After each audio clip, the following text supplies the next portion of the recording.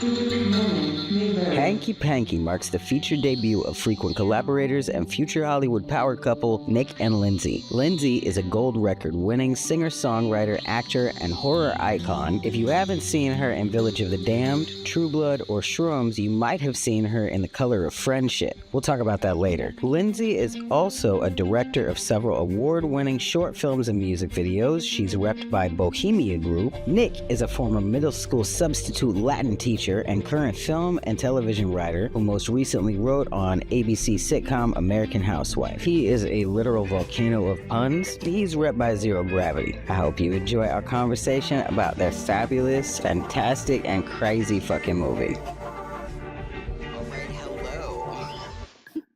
Hello. Hi, Nick and Lindsey. Hello. That's what that shift. So great to meet you both. So nice to meet you. Yeah, wonderful to find you on the internet. So who are you people? What are you all about? And what do you do? Well, we are both the co-directors of the very, very, very silly movie called Hanky Panky. And it's crazy, and so are we. There we go. Yep, nailed it. Cool. All right. That's up my alley entirely. Wonderful, Yeah. wonderful. What is Hanky Panky? What is it about? Nick? It's a killer top hat movie. It's a movie about an evil hat that sucks people's souls out through the tops of their heads and kills them. Okay. All right. And the transdimensional handkerchief that is gonna save the universe from this evil. Okay. The napkin, did you say this already? Also, the napkin gets sexual gratification from cleaning up messes. You didn't say that. And it's a live action. It's not a cartoon. Just want to reiterate that because it sounds like a cartoon. They're puppets. That's a very important detail. Yes. It's a puppet movie. I sort of picture it as Clue on acid because it's a murder mystery. All right. Yeah. Murder mystery, but I've already solved the murder for everybody. It was the evil top hat. The hat. Okay. And then this very horny handkerchief has to stop him. Yeah. Okay. So it's kinky. It's chaotic. Yeah. It's clever. Yes. No, it's not clever. And I feel... Okay. I call it a stupid movie for smart people. Okay. Even though you've spoiled the end, I feel like there's still an awful lot of mystery to be discovered, and can't wait to watch it.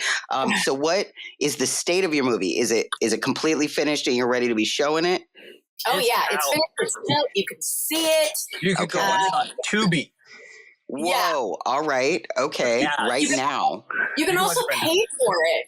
You can pay for it on Amazon and Apple and all those fun places. But we think that it's very funny to watch on Tubi because it gets cut randomly at weird places, and and you'll see I'm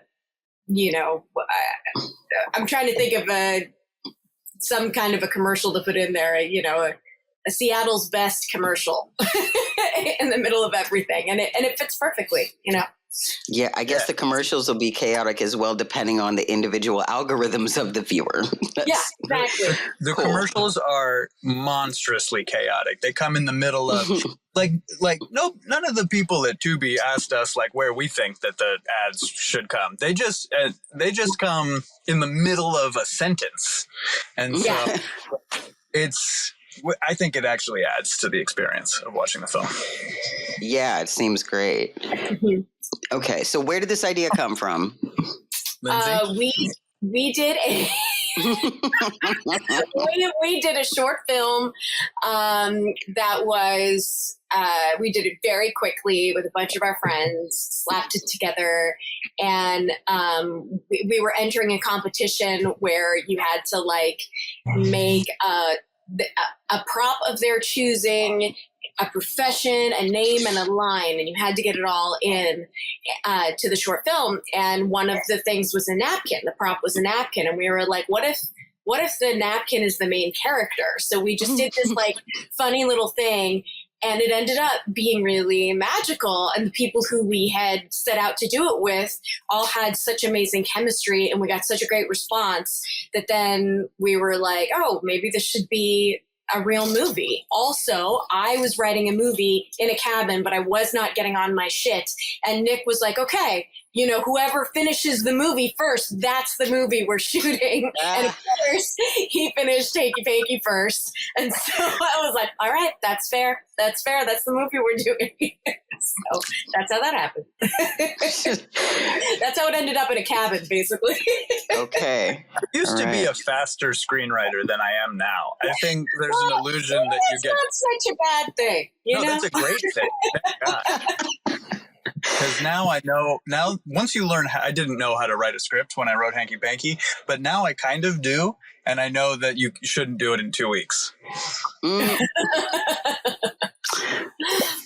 That is pretty fast from a concept to final draft. But there's also like, I just went to the 48-hour film festival, and that, you know, much faster people were writing it. That's what we did. Is that a fact? Okay. Yes. All right. Hanky Well, now Panky, I'm bummed I didn't go to your block. Audience Award winner of the 2014 Los Angeles 48-hour film project. Yeah. Wow. So, yeah, we did the short film a long time ago, but... Yeah, the short film was 10. Okay. And we should have a 10-year anniversary of the short film. Of the short film. Facts. Yeah, I mean, you know, that's that. Did you have an official rap party? Because you could also combine the two. I guess we could do that. Yeah, we haven't done that. I don't think we did. Yeah. I don't know. Seems like another good idea. Off the cuff. Cool. Okay, so who are you two to each other and to the industry? Everything. I guess is a common question. We are The man answer to and both wife. those things is everything. Everything. Husband Okay. and woman is what I should actually say, not man and wife. Husband and woman. Woman Beautiful. and husband. Yes. Woman and Yeah, and I've been in the industry since I was 5, and Nick's family has been in the industry. He's like second generation Hollywood industry folk. Is that a weird way to say it? No, I'll take it. It's like, I'll buy it for a nickel. Sounds good. Yeah. I'm And the saddest Nepo baby of all time, I guess. You know what? You're not.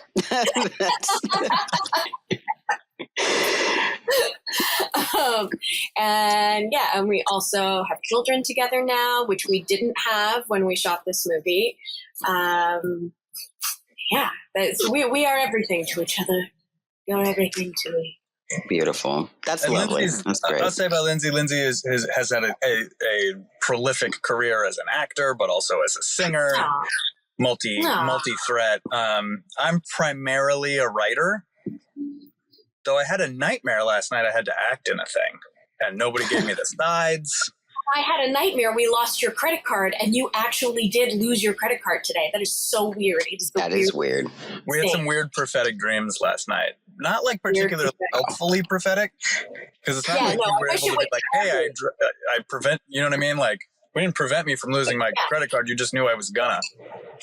I know. I wish I knew when the dreams I was having were prophetic. I have continually asked the universe, let me know, man, you know, because it doesn't help. I need to know when they're. Yeah, that's tough. Sometimes things like that will build up, and then by the time the one premonition that you can do something about happens, you're so used to them just kind of being mundane or not resolvable. Yeah. Strange. I know. Very strange. Word. So why, if Hanky Panky was made 10 years ago, why is it resurfacing now to get into my radar? What's changed? So the short was 10 years ago, but then the feature was last year is when we completed it. And so it came out this year for 420 weekend. Woo. Very cool.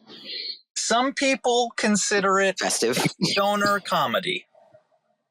Yeah. Some Not all. people could say that. Yeah. Some, not all. What's the controversy there? It's whether or not it's In a comedy. states where it's not legal, it is not a stoner comedy. Yes, in Utah, where we shot it, it is a... Where we shot it, it is not a stoner comedy. It's a comedy. Gotcha. Yeah. Okay, so logistically, the controversies and the logistics. It's a logistical controversy. You don't have to be on drugs to appreciate the movie. Yeah, you really but don't. It is a film that I think it only benefits from the more on drugs you are. Yes. Certainly. That's what I've heard. I have heard that. I myself have not done any drugs while watching this movie because I would literally have a heart attack. I might die. I might unalive myself. But that would cause me to question too many things. Yeah, no, I would. My skin would burn. I would have a total freak out. I would not be able to. The walls would peel. It's just not. It wouldn't work. It wouldn't work. But I hope everybody else enjoys it that way. Okay, all right. So everybody else do every drug and watch this movie. No, don't do that. We don't endorse illicit activity on my show, do we? Cool. Okay. We did a podcast called Old Movies for Young Stoners where they suggested some weed pairings to go with our movie. I thought that was very helpful. Yeah. That's very cute. But I feel like in a world of skibbity toilet, like people could probably go with or without drugs and have a similar effect. I'm always an advocate for doing the drugs that are done in the movie along with it. And so that would, there's nobody actually smokes weed in the movie. We have one character who's rolling a joint at all, just like rolling a joint all the time. But then she does mushrooms. But then she does do mushrooms. Yeah. So I think I would say like roll a joint, eat some psilocybin mushrooms, and drink a marshmallow martini, which is what my character drinks throughout the film. What the fuck is a marshmallow martini? It was a prop martini that was just water with marshmallows in it, and it was absolutely disgusting, and I regretted it, but then for continuity had to be drinking it in every scene that my character is. We're also in the movie. I'm not sure we made this clear. We're not the stars. You did not. This is news to me. No. Yeah, we're not the stars of the movie. I want to make that very clear. No. I think Kevin's an ace on the call sheet. Yeah. All right. Cool. It stars Jacob Devontae Finn, Ashley Holiday Tavares, Christina Lisquet. Seth Green is the Hat, but he's not actually in it that much. Toby Bryan. Who else? Anthony Rudowitz. And Azure Parsons. Claire Grant. All these wonderful. Okay. All right. So Seth Green provides the voice of the Hat, though we do frequently like to pretend that he Daniel Day-Lewis himself Christian Bale and the Machinist himself into becoming the Hat. Into a hat. But that sounds like lore. I feel like you need to just commit to that and just who's going to know that he's not really still the Hat? Like, as far as I'm concerned, that might be the case. We did have him do an interview where he planned to be the Hat and have transformed into the Hat and gone full method. Yeah. Okay. All right. The sad truth is it's a hat. Actually, Lindsay, you've got the hat right next to you. Yes, I do. I do have the hat right next to me. Oh, wow. Cameo. Yeah. Wonderful.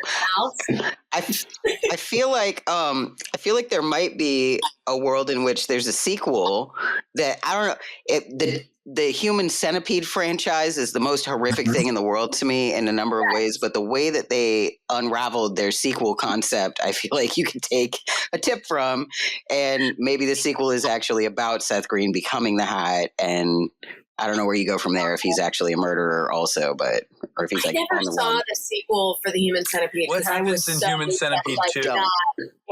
So it's about a gentleman who watched the Human Centipede 1, and he's very unhinged, and he decides he's going to do it, but he's not a doctor. He's just a crazy man.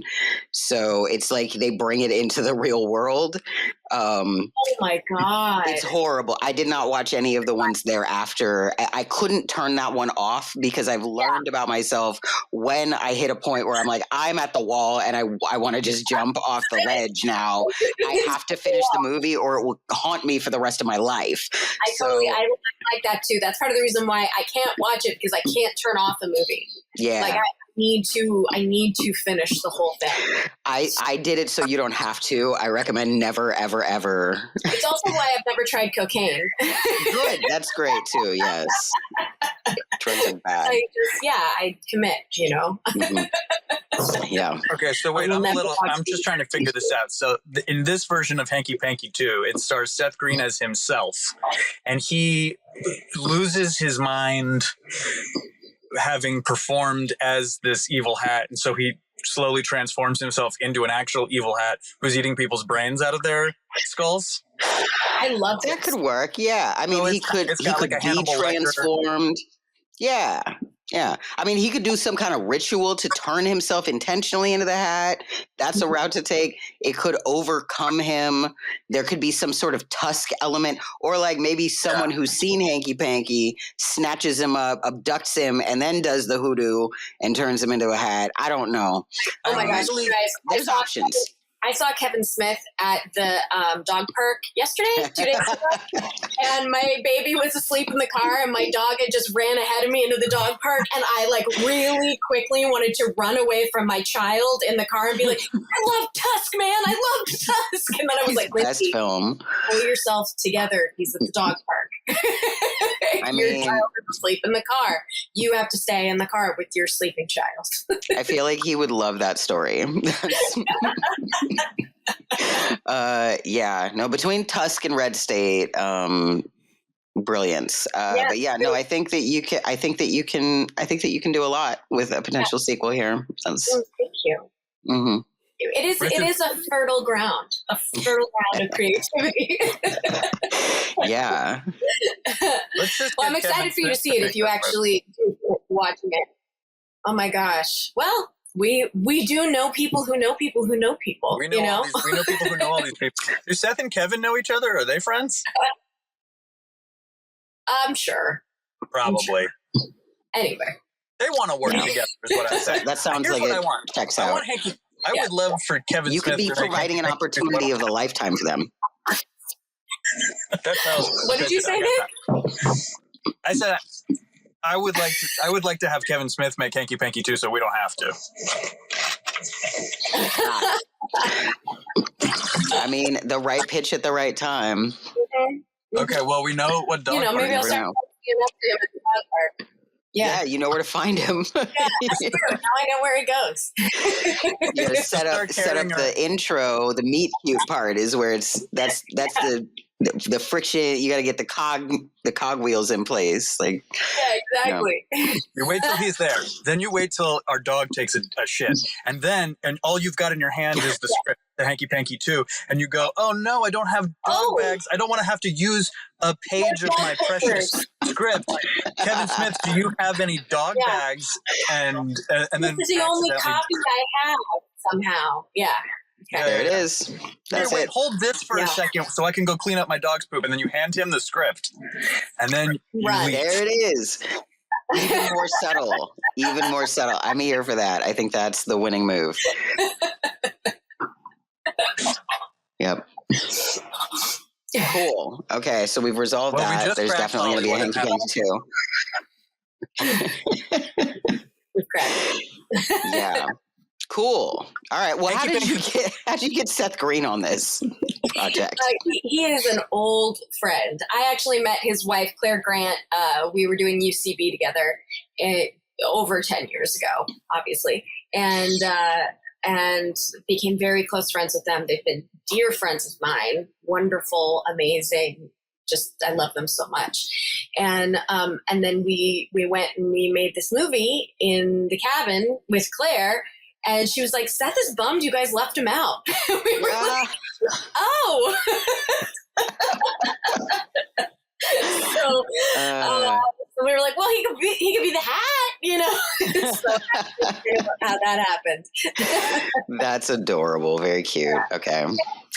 Cool. If it's not clear, this isn't a movie in the traditional sense of artists who dreamt of having a film and then we went out and raised money and then hired people and cast. This was a group of friends, locked ourselves in a cabin and made this movie. Everybody is very close family and friends who worked on it. There's only like 10 or 15 people on Earth who worked on this movie, right? It's not like this was true anarcho guerrilla communist filmmaking, and we just shot it in this cabin, Lindsay's dad's cabin. We called in a ton of favors for for every favor for all the things, and everybody's a producer on the movie because of it. Everybody will make money when it makes money. It was a very communist way of divvying out points. Yeah, for that. Thanks. Yeah. Manifest. That's really, it was really important to us that everybody make the same amount of movie for the time that they spent, the same amount of money for the time that they spent on the movie. Cool. So that's how we've been rolling out all the proceeds, and we're pretty proud of it. Everybody worked their butts off, and even though it's like a very silly thing that friends came together and did, everybody worked really hard and brought like an amazing level of professionalism that I was quite charmed by. I was very charmed. It's funny. That's wonderful. You know what I mean? This movie, I know, funny, and it's funny. That's fine. That's it. That's all I have to say about it. Yeah. That's what's up. Cool. Well, I definitely am looking forward to watching it. I love this podcast, by the way. I started to listen to it a little bit when it was like on our calendar, and I was like, what's this podcast? And so I kept it on. You're very cool. I really like your voice. I like where you are politically. I like the whole thing. So thank you. That's what's up. Yeah, I had a vibe about you guys. I tend to be good at like my fishing in the den, in the howling abyss of the internet, and finding absolute gems. You two are wonderful. Thanks. How are you? Yeah, thanks. Yeah. So what's next? What do you guys got going on otherwise? You want to? Okay. I am so many things. You go. You go. You go. Well, we have babies. That's happening. How many? We have two. Oh, okay. We have a 3.5-year-old amazing and a 1-year-old amazing, and I don't know how we got that lucky, but we did. We were kind of prepared for the second one to be a nightmare because our first one was so great, and we're just doing it, man. Somehow we're nailing it so far. I think the question was probably about like movie wise, what are we doing? Right. I'm sorry. No, that's a great answer. I'm here for all of that. And then I'm in the industry. I have this podcast. Yeah. I also have a history in like birth work and doula work, and I've done a lot of like stuff with like domestic things. And you can totally talk about your kids. Yeah. Oh my God. What's next for you guys? Well, at 2:00, I got to pick up our daughter at preschool. I got to pick up her. But I'm writing. I'm in the middle of writing a new movie that's a little darker and weirder and scarier, and I'm just slowly rolling back into work because it was really important to me to spend the first 3 years of each of our kids' lives as much a part of their lives as possible, because that's when their personality really gets stuck in. Yeah. I've just started to write. I'm just starting to get back into acting. I just did a guest star for Ballard. It's my first audition in years, and I just did it to get my feet wet. And then they were like, "We want to hire you," and I was like, "What?" Beautiful. So that's happening. But yeah, really, I'm getting back into writing now. And Nick has a ton of things on his plate. So Nick, the most exciting thing that I'm working on is my Jewish horror movie, my haunted dreidel movie, Dreidel, which is coming along really well. Dreidel, yeah. It's a haunted dreidel movie. It kind of is like, it's in the spirit of like, it's a horror movie, but it's kind of funny. It's like Megan, maybe. I really liked Megan, like in terms of tone. Except instead of like a killer robot girl, it's dreidel. It's a dreidel. Yeah. I'm here for that. That sounds really great. Writes itself. No, it's a dreidel that totally. can summon the Megan, they can summon the what? The 10 plagues of Egypt are. Look, spoiler alert! It's Pharaoh who's in the dreidel. You know what I mean? I'm going right at. So it's like Megan meets Jumanji, is what you're saying. Or it's Jumanji. That's the movie that I made. Get the fuck out of here! You're my favorite people in the world. I swear to God. Oh no. Oh, okay. Look, I spend a lot of time, what do they call it in Silicon Valley? Ideating. Like, it's just like me trying to think of ideas for movies. I do a lot of that. And when you stumble upon an idea that no one's done before, like a haunted dreidel movie, how does that not exist? You gotta, first of all, talk about it on all the podcasts so everybody knows that it was my idea and I'm doing it.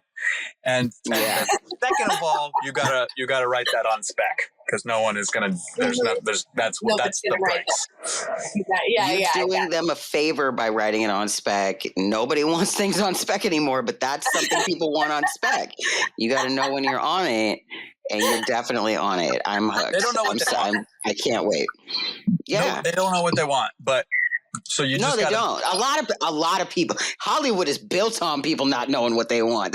I'm new here. Yeah. I just got down here. I was run out on a rail last year, and I somehow managed to get swept the fuck back. God wants me in LA. I don't even know what I'm doing here, but the one thing I have learned specifically is the people with the most power have no idea what the fuck they want. No idea. No idea. But that's okay, because they can't make the thing they want. Well, I think they know what they liked. And a lot of the time that's convoluted with what they actually liked and what paid them. Those residual dopamine hits that they get.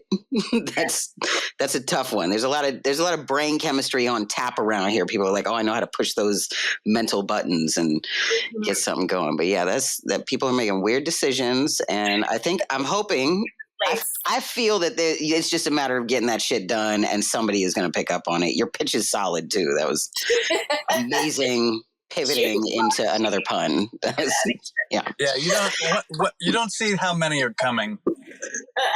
No, and that's I should have one more. I don't, but I'll get one more in there. Yeah, I mean, you're kind of still a new dad, so the dad jokes I think that's going to fuse and synergize into your pitch tone. That's a good point. You're just going to bloom, babe. I've imbued, and some of the more grounded parts of the movie are that it is about this family that's grappling with their, identity as a family that's sort of like mixed Jewish, secular, whatever they are, and trying to figure out their identity and stuff. And so like there is like a son relationship part of it. That part's real. But that's not as funny as the puns. So I lead with the puns. That's what's up. And then back it up with the goods. With the heart. The heart. That's right. Yeah. Back it up. Beautiful. Which is absent from Hanky Panky, I think, mostly. I didn't try to put a lot of heart in. Hanky Panky's just the puns, basically. All right. But the actors put the heart in. The actors brought the heart. Thank God for, Jacob and Ashley making it into a love story that I didn't write. Yeah. Put a lot of heart in that, too. Anthony was amazing. They're all amazing. I'm just talking about the heart. You'll see the movie. You'll know. You'll get it. I will. I'm probably going to watch it tonight, actually. We said it was a lot of things, but really what it is a rom-com. It's this beautiful story of these two people who are, opposites who meet under ridiculous circumstances. And then here's the real suspense, and I won't spoil for it how it ends. It's like, can they survive and work their stuff out and be together? Aw. Yeah. Okay. There's that too. Cool. I also really like the love story between the friends, who one of them is the best friend of the wife, and she ends up sort of secluded with the husband. The husband and the wife are fighting, and their marriage is having a really hard time. And she ends up in a cabin. The best friend ends up in a cabin with the husband, and it sort of feels like in any other movie they would end up together, but they don't. She just like talks to him and helps him through their marriage problems, which is something that has always been like one of my favorite things about the script that you wrote. Because I love that it's just like, I feel like it's this Hollywood trope that like men and women can't be friends. And then that sort of like programs society in a weird way. Yeah. And creates a lot of like distrust, which I think is like kind of one of the roots of all evil, when you just like distrust the other. And so even though it's a comedy, I feel like it's a really important thing that you did in that script. Oh. Yeah. Well, you almost ruined it by editing together that amazing sequence set to the tune of Moon River, intercutting the two of them. I did. It made it seem like they were really falling in love. It was so good. She was searching for magic mushrooms. He was searching for beers in the snow. Moon River. They were tripping out. It was great. Anyway, not in the movie. Not in the movie. Wow. All right. Okay. So, before we like wrap up, I'm wondering, like, do you have any like favorite memories or like anything that was like really cool about the shoot or process of putting it together? I barely remember it. So, Lindsey, do you have something? It's all a blackout for me. Oh God, I just really was impressed with everybody's ability to run through hip level snow. It was like so much snowier than it had been in like 40 years. Oh no! Wow! And like 4 or 5 blizzards in the 5 weeks we were there, and which made the film beautiful. I mean, it looks like we had such a bigger budget than we actually did, but it was quite a workout, and I was just constantly impressed by my artist friends who performed in that, and so I don't know, just gratitude is really what the main memory. I can't think of anything silly, which is funny. It's a very silly movie, but no, that's good. That's good. You made it with friends. It sounds very wholesome and neat. I love it. Yeah. It was a wholesome experience of making a movie that is very deranged and not wholesome. That's often the case. That's like some of the craziest, scariest, weirdest horror movies to watch are like, renowned for having wonderful, like Poltergeist is an exception to the rule. Right. It's true. Oh, I have one. Nick went out. Nick was being producer man and had to go out to drive people to the airport or get rations or something, because we lived like 40 minutes away from any grocery store. Mm-hmm. And the minute that he left, we all got this idea to put on Gloria Estefan, come on, shake your body, let me do that conga. No, you we put it on and we started doing a conga line, and then Nick came back in to get something, and it looked like we had all just started celebrating that Nick with a full conga line. Yeah, and he just opened the door and looked at us, grabbed the thing that he needed and left, and we were like, oh! Silly. That's a fun one. That is very fun. Love it. I had a really good time when we filmed so a little bit spoiler alert, but the real movie is the friends that we made along the way, not the what happens. And there is a 4.5 minute fight scene between the hat and the napkin towards the end of the film. And filming that was truly a pleasure because, it was me, it was late at night, and me and Toby Bryan, who's in the film, but also sort of is our lead puppeteer. We had fishing poles with the hat and the napkin flying around on the fishing. We were just banging them together and filming it for a few hours. And that was a blast. I probably had more fun than was even warranted. We maybe got a little carried away with how much fun we had. And then, they seemed like they were having such a good time. Like they were connecting to some like little like young kid version of themselves, and I could see it. And it was the last thing that we were shooting. And I remember just like, that was the only thing that directorially I just backed away and completely disappeared. And like, I was like, I'm going to leave for this. They're having a really good time. They're tapping into it. I'm not on the same vibe. This is the right thing to do. It's such amazing. It's true. And it is a stunning tour de force sequence. I think there's very little like it in cinema, except I think about like, the first Avatar movie, which really just spends the last 40 minutes just with like a bunch of blue creatures and planes hitting each other and stuff. Like that's the most similar thing I can think of to the end of Hanky Panky. Okay. Yeah. All right. Cool. Okay, I actually have one more question. I guess it's a technical question. What were the puppets like? How many did you have? Like of each? Did you just have like one of each of them and had to like figure that out? Professionals, okay? We had 3, I think. Okay, great. All right, yeah. Because there was blood involved, and also the hat. The hat goes through an evolution of just being a hat, and then slowly becomes a little bit more, starts to gain a mouth and eyes and stuff. So we had a couple of different versions. We went to, I think, I remember it as like Burlington Coat Factory is where we finally found the napkin that we truly wanted. But Nick thinks it was like No, it was the City Target at the Beverly Connection on La Cienega in Beverly. All right. Totally. Yeah. So and we found this little tropical print napkin. We were like, that's him. There he is, right there. That's our guy. Beautiful. And but yeah, the hat also there was like a stunt Harry. His name is Harry the Hat.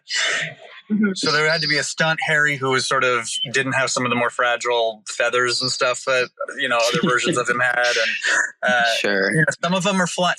One had to be rigged to be on a fishing line, and one could just get thrown.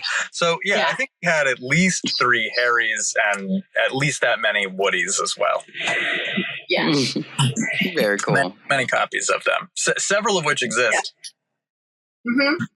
Yeah, but our napkin Woody didn't really need to have much of like a puppet form. He literally is just a handkerchief over a hand. But you know what? Toby did such a good job bringing him to life, and and one of the things that I think is really true about that I'm most impressed by when I look at the film is that Toby did all the puppeting of here's a napkin. Another cameo? How blessed. He was also doing the voice while he was doing the puppet, but we sort of intended it as temp, and then we figured we'd replace him with a famous voice actor like we did for the hat and with Seth. And so, but then we just kind of fell in love with Toby's performance, and the fact that it's recorded live. Also, like you can only fake to a certain extent when you do ADR over something. Yeah. But his voice is right there next to the same mic as the human characters in the same room with the exact same tone. And the result of that is it brings a little bit more reality that I think is much needed in this character that doesn't have like a face, right? There's no eyes. He's just kind of a maw. And so and so Toby's performance coupled with the live nature of it, I think really makes it, if it works at all, that's why. Oh yeah, 100%. Toby was brilliant with it, even when he was so bored. Sometimes that was some of my favorite of his voice performances were like after really long days and he was exhausted, and you can like hear that he's just sort of phoning in the lines as the character, and but it brought so much to the character that he's like, whatever, da da da da da da da da. Like some of the funniest stuff. And I remember when we were in the editing room, I was like, Nick, like we're never going to be able to recreate this. Even if we bring Toby in, he's going to get too committed. There's like no way that we can have this amount of like different colors from the performance. He's an alien, and this is all very tedious, 3-dimensional human stuff to him. So he's sort of like, he's not really invested in any of it. And so and also like to Toby's credit, not only it was often exhausted, but in order to puppet the thing, he was often like underneath a table with his hand in Jacob's lap in to between puppet the people's legs or like whatever, like sticking his hand up in weird ways. Yeah, because the napkin's often in Jacob's jacket, so he'd be like on the ground with his arm up over here like this, doing so that uncomfortable, exhausted, but then still real vibe makes the character. Yeah. Cool. Sounds great. I'm very excited to watch it. Thank you. Yeah, this is exactly what does this sound like to you, having not I seen it, but know. For somebody who has no idea. Honestly, divine alignment. Like, I'm like so glad that I met you two. I really needed something ridiculous to do with my brain at any point in time, and didn't want to do drugs. So, yeah, this sounds a drug-like feeling without the chemical. Yeah, I mean, the chemicals are all in there. I can get them out without putting anything into my body besides content. So I thank you for that. Definitely thank you for a lovely conversation. Wonderful to meet you two. You're absolute gems. And I'm looking forward to, what is it, dreidel? Dreidel. Yeah. Coming soon. That sounds amazing too. Yeah. I'd love to talk more about that, actually. That sounds right up my alley of bullshit, and I'd love to help in any way that I can. That's so awesome. It's a very polarizing pitch. When I tell people I'm doing a haunted dreidel movie, I either get like, that is the perfect movie for me, or people who are literally like, what? Yeah. Why? Yeah, I can imagine. Dreidel? I was like, yeah, dreidel, and then no. What? Yeah, those are actually my favorite kinds of movies. I just produced a little short sci-fi about a guy who gets knocked up by an alien parasite right after landing his dream job, which results in him having flashbacks to that one time that he tried to convince his teenage girlfriend to not have an abortion. And I had to find us a clinic to shoot in on a very specific budget, and we needed it for a significant period of time. So I called every possible venue that I could in all of Los Angeles County and a few places outside of it. And some people were like, oh, that sounds interesting. I'll get back to you. Some people far too busy to even think of such a thing. And some people hung up on me in a confused rage. So yeah, I'm very proud of it. It's we're about to probably have a screening. Hopefully, it may have gotten pushed to early next year because we're working a couple things out. With, oh my God, I want to see it so bad. Will you tell us about it or invite us to a screening or something? Because that sounds right up our alley. Like I really want to see that. Did you find a place that let you shoot there? Because I have something similar I'm working on that I maybe need to let me shoot something similar there. I can connect you. Yeah, I'm going to email you about this afterwards. Great. Yes, we'll work it out. Yeah, I love connecting people and resources and solving problems. So anytime. Yeah, cool. Very neat. So glad to have you two on the show. Thank you so much for coming on. Thank you. Thank you so much for having us. This was a blast. Yeah. Yep. Definitely. You're welcome back anytime you got something to say, something to plug, or just want to chat. Awesome. Cool. Thank you. Yeah. Any final words? Anything else? No, sometimes the best things in life don't make sense. That's a beautiful last word. Thank you for that. Yeah. You hit it on the head, Lindsey. Thanks. Yeah. You'll have an aptitude for quickly nailing it. That's very cool. I had to swim through the acidic river Styx, climb Beelzebub's dick, and slice through all the layers of hell like a white onion to get this episode on the air for y'all. I've now seen the lovely, unhinged, mysterious, supernatural, sci-fi-esque horror comedy film Hanky Panky. I recommend you see it too. Once you do, come meet me in the Good Morning Mayberry comment section and tell me what your favorite lines, plot points, and visual moments were. Thanks to Nick Roth and Lindsey Hahn for coming to tell us all about it. This episode also featured extra special unvoiced cameos from Woody the Handkerchief and Harry the Evil Hat. Now go watch Hanky Panky and always remember to never forget. That sort of like programs society in a weird way, and creates a lot of like distrust, which I think is like kind of one of the roots of all evil, and when you just like distrust the other. And so even though it's a comedy, I feel like that's a really important thing that you did in that script.